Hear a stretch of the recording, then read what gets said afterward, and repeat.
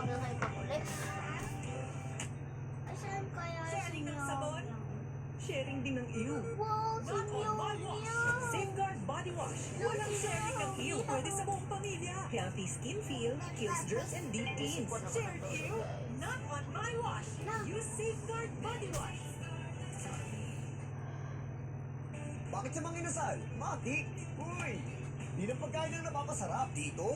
Andi ang bigayan. Ay, kaya napapasarap ang labanan!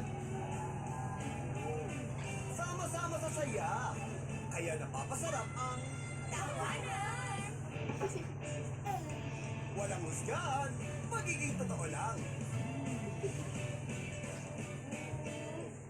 Ganyan talaga dito. Kaya napapasarap pagkain bang inasal.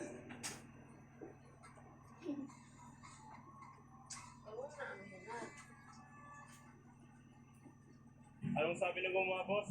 Para magawa? Lahat daw palitan na lahat para gumana. Ay, sige rin, sadyak. Iyon, no?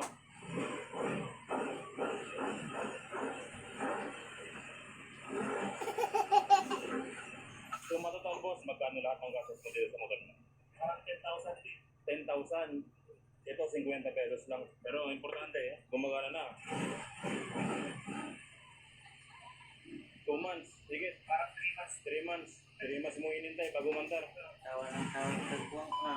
Umaga, mayroong dayo sa ating shop. Pag mga ganito mga katropa na sinasakay sa kadalasan malalayong lugar yung pinanggagalingan nila at ang nagiging problema, hindi magawa o tinatanggihan ng mga shop na malalapit sa kanila. Kaya ang opsyon nila kahit malayo tayo, dinadayo nila yung shop. Pero yung mga ganito mga katropa, minsan pag mga dayo, ang pumapawag sa isip ko, sana magawa ko, sana ma-solve namin yung problema. Kasi dito mga katropa, sa shop namin, walang problema sa troubleshoot. Ang nagiging problema lang namin, yung pyesa. Napakahirap humanap ng pyesa. Ilibutin mo mula Lingayen hanggang Dagupan, kadalasan by order, 3 months to 4 months bago dumating yung pyesa. Pag ganun na nangyari, nako, sayang yung dayo ng customer dahil walang makuwang pyesa. So, eto pala mga katropa yung motor ng ating customer na binaba doon sa pick-up. Yamaha Gravis, hindi umaandar. Ilang mekaniko na yung pinagdalhan nila pero hindi magawa at dinala sa kasa, hindi rin magawa. Kaya nirekomenda ng kasa sa bandang Natividad, part ng tayo, na idalhin sa atin para gawin yung motor. So yung motor nito mga katropa,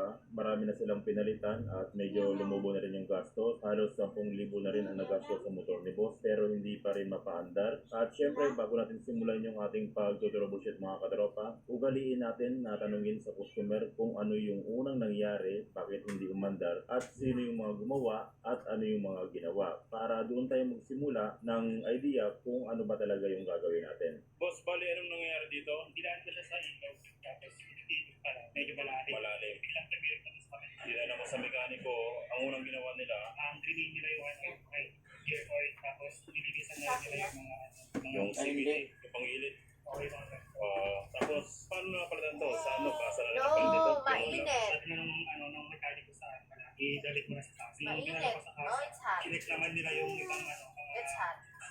Mga parts. Oh, see? Okay naman. Suspension nilang sira is yung ECU. ECU muna yung unang pinalitan bago yung block. So, Ah! Ito mga to. yung ECU kasi nung trinay nila sa kabilang